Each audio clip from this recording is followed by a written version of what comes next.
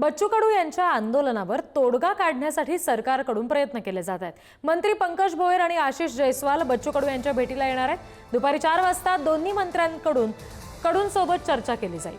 मंत्र्यांसोबतच्या चर्चेनंतर कडू आंदोलनाची पुढची भूमिका ठरवतील। शेतकऱ्यांशी चर्चा करूनच पुढचा निर्णय घेणार असं कडू म्हणाले।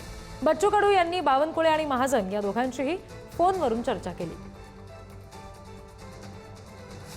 तुम्ही सांगा कधी येते, लवकर अर्धा एक तासात बोलावा। आता बावनकुळे इथे नाही आहे, आशिष जयस्वाल इथं आहे, ते इथे येऊन काय म्हणतात ते पाहू। पुन्हा आपण त्याच्यानंतर तुमच्याशी चर्चा करू। तुम्हाला चर्चा केल्याशिवाय, तुमच्यासोबत चर्चा केल्याशिवाय काही होणार नाही। आता ज्यांनी मत मांडलं नेते मंडळींनी त्यांचं बरोबरच आहे। आपल्यासोबत आहेत शेतकरी नेते रविकांत तुपकर। रविकांतजी, काय सांगाल? आजचा दुसरा दिवस, रात्रभर ठिय्या मांडून शेतकरी बसलेले आहेत। सरकार एक पाऊल पुढे आलेला आहे। सकाळी 2 मंत्र्यांचे देखील फोन येऊन गेले चर्चेसाठी। नाही, सरकारनं जर सकारात्मक भूमिका दाखवली तर आम्ही पण सकारात्मक भूमिका दाखवू। सरकार जर एक पाऊल पुढे येत असेल तर आम्ही पण एक पाऊल मागे जाऊ, काय अडचण नाही। पण महाराष्ट्रातल्या शेतकऱ्यांना कर्जमुक्त करणं, सोयाबीन कापसाचा भाव फरक मिळवणं आणि शेतकऱ्यांना दिलासा देणारे काही निर्णय घेणं हे सरकारकडून अपेक्षित आहे। आणि ते जर सरकार घेणार नसेल तर आम्हाला अतिशय आक्रमक भूमिका त्या ठिकाणी घ्यावी लागेल। आणि आज आम्ही 4 हायवे जाम केलेले आहेत। उद्या रेल्वे रोको करू शकतो आम्ही। विमानतळ बाजूलाच आहे, नागपूर आहे की जिथून सगळा कंट्रोल, राजकारणाचा सगळा कंट्रोल नागपूरमध्ये आहे। त्यामुळे सरकारने लॉ अँड ऑर्डरचा प्रश्न तयार होईल असं कुठलंही काम करू नये आणि शांततेने आमच्याशी चर्चा करून आमच्या प्रश्नावर मार्ग काढावा। सरकारचा आग्रह आहे मुंबईत यावं, तुमचा आग्रह आहे सरकारने नागपुरात यावं। हे बघा, आम्ही नेते काही इगोइस्टिक नाही आहोत, आम्हाला कुठला इगो नाहीये।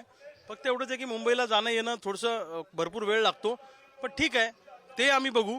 जर चांगला मार्ग निघणार असेल, काहीतरी सकारात्मक होणार असेल तर ते सुद्धा करायला आम्ही मागे पुढे पाहणार नाही। आमच्या डोक्यात एकच आहे की महाराष्ट्रातला शेतकरी कर्जमुक्त झाला पाहिजे आणि ते जर सरकार करणार नसेल तर या सरकारला गुडघ्यावर आणल्याशिवाय आम्ही राहणार नाही। आंदोलनाची दखल सरकारने घेतलेली आहे, एक पाऊल पुढेही आलेले आहे, चर्चा झाली। आता 2 राज्यमंत्री येऊन राहिलेले आहेत तुमच्या भेटीला। चर्चेतून काय अपेक्षित आहे? भेटीला येऊन फायदा नाही, काहीतरी रिझल्ट आला पाहिजे। भेटीला तर कोणी येईल, आमच्या भेटीला तर मंत्री येतील, पण काहीतरी चांगलं घेऊन आले पाहिजे सकारात्मक। आणि उद्या सरकारने कर्जमुक्ती केली तर आमच्या बैठकीची पण गरज नाही ना। आम्हाला बोलवाच वगैरे असा आमचा अजिबात आग्रह नाहीये। पण आज महाराष्ट्रात 10 शेतकरी रोज आत्महत्या करतायत।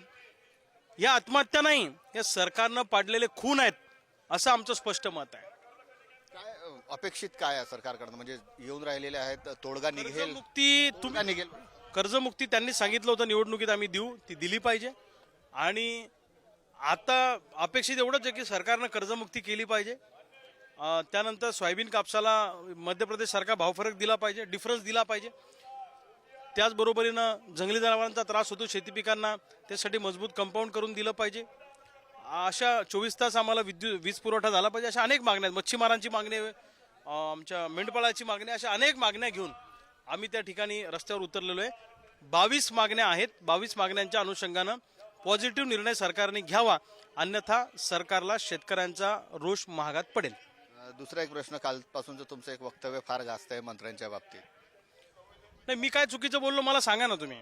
नांदेडमध्ये एका शेतकऱ्यांनी तहसीलदाराची गाडी फोडली, एका शेतकऱ्यांनी काल परभणी कलेक्टरची गाडी फोडली।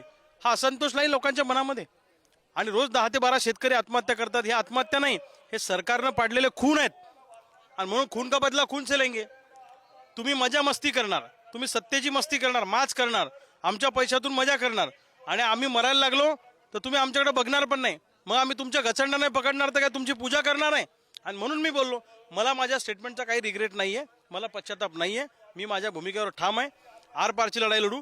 नेपाळमध्ये जसं मंत्र्यांना तुडुतुडू हाणलं तसं शेतकऱ्यांच्या पोरांनी तुडुतुडू हाणलं तर नवल वाटू देऊ नका। खूप खूप धन्यवाद। कॅमेरामॅन मंगेश हस्तकसह जितेंद्र शिंगाडे, पुढारी न्यूज, नागपूर।